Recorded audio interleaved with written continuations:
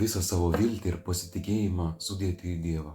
Nepaisant to, ką matome aplinkui, nepaisant kliučių, kurios atrodo per didelės mano jėgoms. Tokia yra paprasta geroji naujiena šiandienai.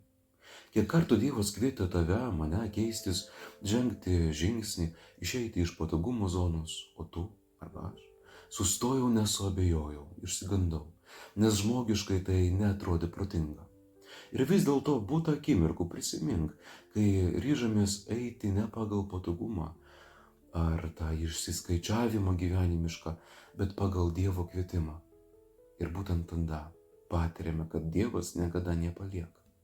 Gal šiandien manyje gyvena baimė dėl sveikatos, darbo, santykių, šeimos, baimė dėl finansų arba baimė dėl ateities apskritai. Evangelija kviečia pažvelgti į šventąją šeimą, kurie pasitikėjo Dievu tada, kai niekas nebuvo aišku, kai kelias vedė per nežinomybę. O kas būtų nutikę, jeigu jie būtų nepasitikėję? Jeigu būtų viską bandę atidėlioti, sukontroliuoti patys, kaip mes tai darom.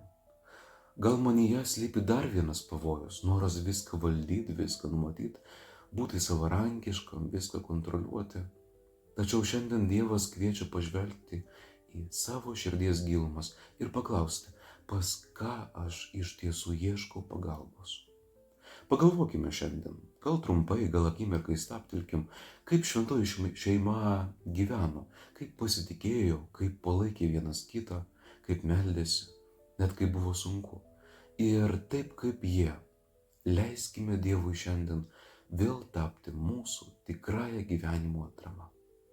Palaimintos jums dienos ir gero apmąstymo.